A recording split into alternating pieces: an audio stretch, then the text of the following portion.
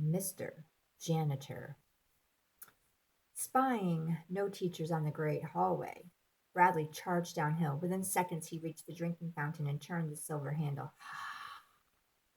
Out gushed a high, arching stream of cool, clear water. He slurped and gulped, slurped and gulped. He splashed the water across his dusty face and let the water flow through his hair. He was lapping up some more when a sound came from down the road. Bradley looked up. Sounds as if someone is sweeping, he said. He hid behind a thumbtack cactus and waited. Sure enough, around the bend appeared a man, pushing an extremely wide broom. A cloud of dust rose from the speckled tiles as he walked, whistling a cheerful song. He wore blue overalls with an amazing number of pockets, a scrub brush mustache wiggled under his nose while he whistled, and strands of gray hair hung like a damp mop from beneath a baseball cap. When the man reached the fountain, he took a sponge from a back pocket and wiped the porcelain basin. He yanked a wrench from the side pocket and tightened a bowl on the fountain handle. Next, he pulled a can of bug spray from a hip pocket and attacked the ants crawling around the fountain's base.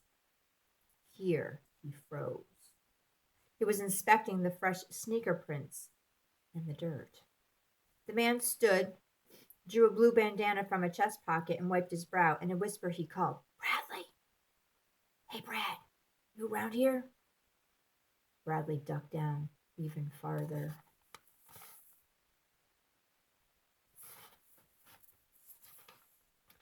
Listen, if you can hear me, Brad, I have news for you.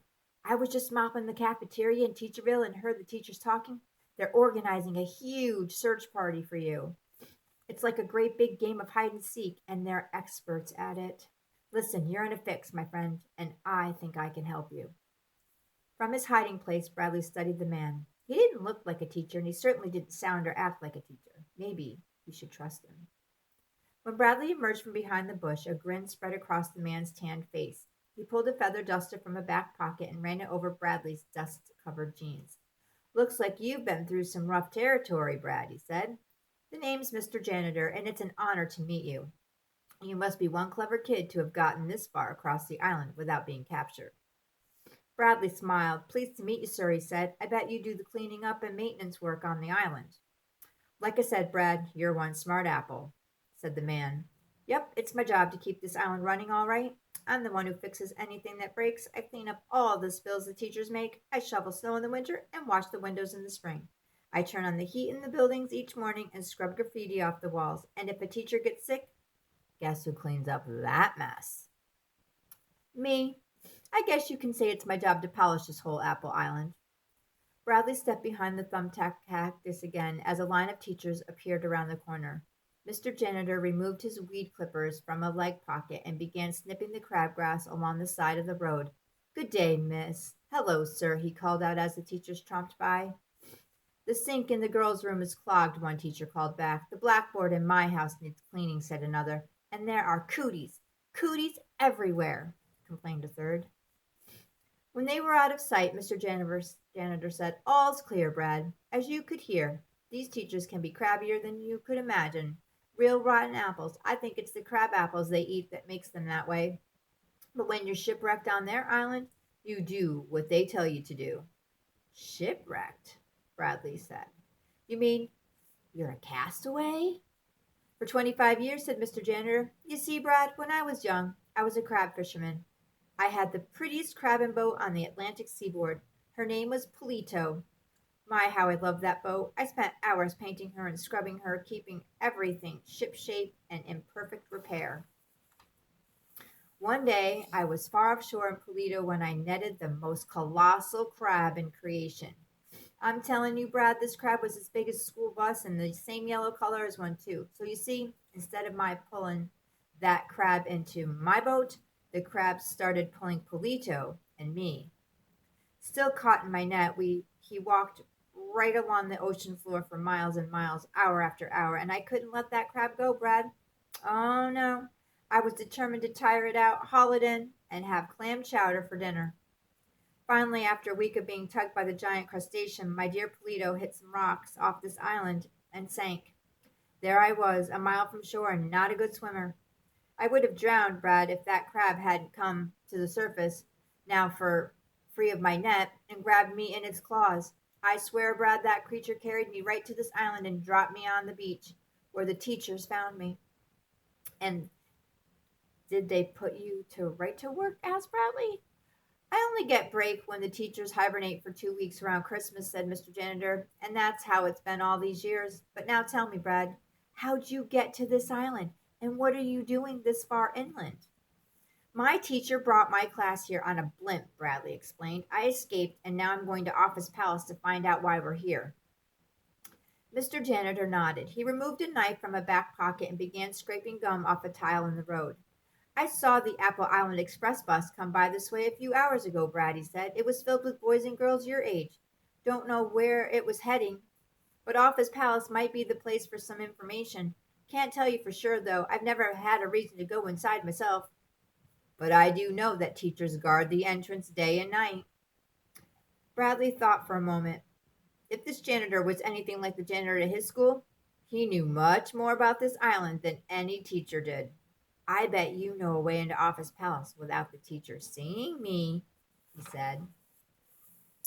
Mr. Janitor grinned again. You're a real shiner, Brad. Listen, this island has miles of tunnels running under it. Teachers used to mine down there. One of the abandoned mines runs right under Office Palace. Will you take me there? Asked Bradley. Don't see why not. There's an entrance to the mines a stone's throw from here. After taking another drink of water from the fountain, Bradley followed the janitor into the brush. The man drew a small sickle from a hip pocket and whacked a path through the spiky thumbtack plants. Soon they came to a wooden door in the ground. Here's the place, Mr. Janitor said. Below this door are the great mines of Apple Island. The mines. Mr. Janitor fished through a front pocket of his overalls and pulled out an impressive ring of keys. He sifted through large brass keys, jagged steel keys, skinny bite keys, and rusty skeleton keys until he held a small silver key and inserted it into the lock on the door in the ground. Bradley helped pull the door open.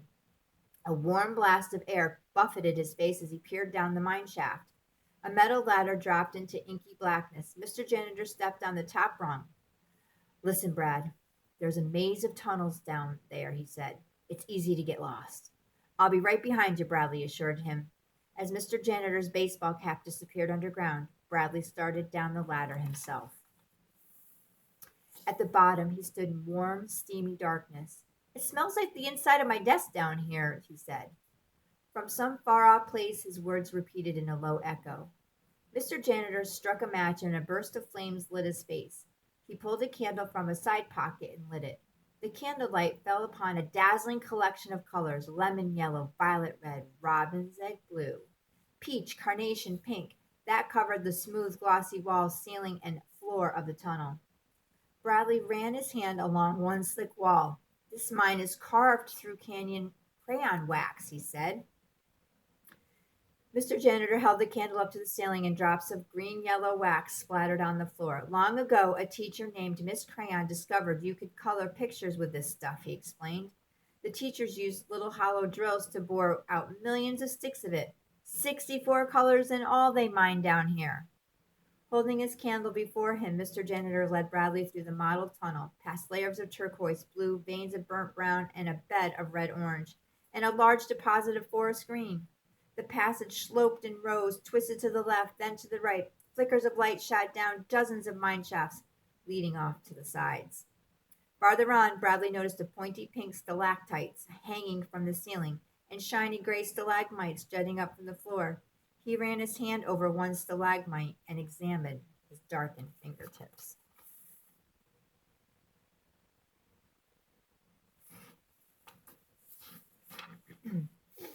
Mr. Janitor removed a hammer from his pocket and broke off a chunk of hanging stalactite. He handed the pink rubbery piece to Bradley. Two teachers, named Mr. Lead and Miss Eraser, hauled tons of these rocks out of the mines, he said. They had invented a gizmo called a pencil and for years argued about how to make it. Miss Eraser was in favor of sticking her rubbery rock on the end of the wooden stick, not inside it. Mr. Lead insisted that his gray rock should go on the end. I forget who won. Miss Eraser did, said Bradley. She's my teacher, and she always wins. After two more turns, the tunnel widened into a vast, dank chamber. Climbing the walls of this room was a tremendous tangle of rusty pipes, hissing tanks, spinning valves, spinning gears, rattling gauges, dripping faucets, and revolving wheels the size of pizzas. Plumes of steam shot from several pipes. The entire works seemed to be under tremendous pressure. 20 or so of the widest pipes extended across the cavern floor. Their ends dipped into small pools of bubbling liquid in a rainbow of colors and as thick as pancake batter. Mr. Janitor's candlelight fell upon a blue pool, a red pool, and a yellow pool. Bradley recognized the smell from Friday afternoon art class. These pools are full of paint, he said. Mr. Janitor removed duct tape from a black back pocket and fixed the leaky pipe. Right you are, Brad, he said. I call this room the core of Apple Island. You're now directly under Chalk Mountain. Bradley looked upward. The network of pipes and valves ran up the walls, disappearing into the darkness high overhead. Far, far above him, so high he had to squint to make out what it was, Bradley saw the smallest pinpoint of daylight. There are vast reservoirs of paint under the island, Mr. Janitor explained. A teacher named Mrs. Science had the idea of using the steam pressure from these pools to generate electricity. This room powers the entire island. Mr. Janitor led Bradley past more bubbling pools of paint, a purple one, an orange one, a green one, and down another tunnel. Long moss-like plants grew in the cracks in the cavern walls. Bradley figured out at once that the plants were paintbrushes. He pulled one out and dipped it into a pool of brown paint. Bradley was here, he painted on a wall. After a mile, the tunnel ended. Another mine shaft with a metal ladder attached led upward. Here's where I leave you, Brad, Mr. Janitor said. This ladder leads into Office Palace. I must get back to my sweeping before the teachers notice I'm absent. Bradley stepped onto the ladder and started to climb. Halfway up, he heard Mr. Janitor call after him. Listen, Brad, one more warning. If you go into the southern half of the island, don't eat the apples. They're crab apples. Office Palace. When Bradley reached the top of the ladder, he pushed open the trap door. Soon he found himself standing in a brightly lit room with white walls. He faced a chart with a big E on top. Surrounding him were a tall scale, a full-length mirror, a bed, and a sink with a hot water bottle draped over it. Stop, drop, and roll, read a sign above a shelf that held all sorts of plastic pill vials, Band-Aids, and bottles of calamine lotion. The place smelled of rubbing alcohol and throw up. A first aid room, Bradley told himself, just like the one next to our school office. Turning toward the mirror, he hardly recognized the boy with the dusty red hair, pencil-lead smudges on his cheeks, and thumbtack scratches on his chin. He opened the door an inch and peered into a long, wide hallway. Good. No teachers in sight. He opened the door wider and stepped into the hall. Squeak, squeak, squeak, went his sneakers on the polished floor. Overhead, crystal chandeliers hung from a vaulted ceiling spangled with golden stars. Portraits of teachers lined the walls. On one side of the hall, Bradley spotted Mrs. Gross's picture, her frightening scowl and all. On the opposite wall hung a painting of the kind Miss Purdy. The portrait hanging next to Miss Purdy's was also familiar. But where had he seen that teacher before? The bronze plate underneath it read W. T. Mellon. As Bradley continued down the hall, he read aloud the words stenciled on the door: supply room, copy machine room, resource room, thinking hat closet, lost and found room. But only one room caught his interest, enough to make him stop. Torture chamber, he said. This I have to check out. He pushed through the door, expecting to find the instruments of torture he had seen only in books: racks, thumb screws, maybe a cat o' nine tails. He found items that were much more familiar.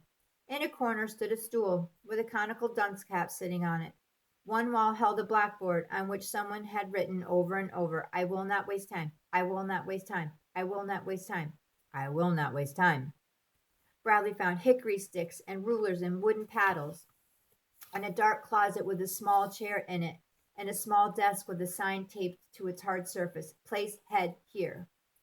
This is a torture chamber, he said, a classroom torture chamber with all the punishments in classroom history. After a quick glance at a bench along the back wall, he rushed into the room. At the end of the hall, Bradley faced a tall glass door. Taped to it was a notice printed in purple ink. All visitors sign in, please. He pulled open the door and stepped up to a counter. The countertop being a foot above his head, he stood on a stool to see over it. There he spotted an extremely pretty woman tapping rapidly on a computer keyboard. He cleared his throat, hoping to be noticed. The woman, without looking away from her computer screen, said, "Sign in, please." Bradley opened a spiral notebook on the countertop. The list of visitors who had signed the book was impressive. Christopher Columbus, Ferdinand Magellan, Captain John Smith, Francis Drake, Bluebeard the Pirate, Amelia Earhart, Santa Claus, Charles Lindbergh, crew of the spaceship Discovery, the space shuttle. All at once, a voice spoke over the intercom on the woman's desk. "Miss Secretary, send this memo to all teachers. There will be no more food fights in the teachers' cafeteria. I repeat, no more food fights." "Yes, Your Highness," replied the woman. Bradley signed his name in the notebook and cleared his throat, and once more. Again the woman talked without looking up. "Name, please." "Bradley," said Bradley. "Well, Mr. Bradley, if you have come to use the phone, make it quick. If you have lost something, the lost and found is down the hall. If you have found something, ditto. If you feel ill, go to the first aid room at once." Before Bradley could say a thing, the intercom interrupted again. "Miss Secretary, send this memo to all teachers. There will be no more kicking red balls on the grand playground. I repeat, no more kicking red balls." "Right away, Your Majesty," said the woman. "Excuse me, madam," said Bradley. "I'd like to see the person in charge." "So you were sent here, Mr. Bradley," said Miss Secretary, continuing to work. "What did you do wrong? Chew gum on the great hallway? Take cuts at a drinking fountain? Throw a stink bomb into the girls' room?" "No, no," said Bradley. "I wasn't sent here at all. I came to see the person in charge. Is there a principal in this office?" The woman raised her thin, curved eyebrows. "You mean Prince Apple?" she said. "He does the ruling around here, but no teacher ever wants to see His Excellency. But I'm not a teacher. I'm a boy." Finally, Miss Secretary stopped her keyboard tapping and looked toward the counter. Her brown eyes widened, her red lips spread wide. "Oh my, you're right. Oh, you're a miracle. You are a boy," she said. Bradley turned apple red. He had never been called a miracle before. "I'm 9 years old, but tall for my age," he said. "How marvelous! How amazing! You're the first boy I've seen in years and years. Where did you come from? Were you shipwrecked? Did a tornado bring you here? I had no idea any children were on this island. Oh, how dull this place has been without them." "But the teachers brought my entire class here," said Bradley. The woman's eyes widened even farther. "I must tell the prince at once," she said. She leaned over and spoke into her intercom. "Sire, you won't believe this, but there's someone here who wants to see you, and he is not a teacher. He's a boy." "A boy? A boy wants to see me?" came the reply. "Why, this is a historic day. Send him into the throne room at once." Miss Secretary again smiled at Bradley. "Right through those doors," she said. "Prince Apple will be happy to see you."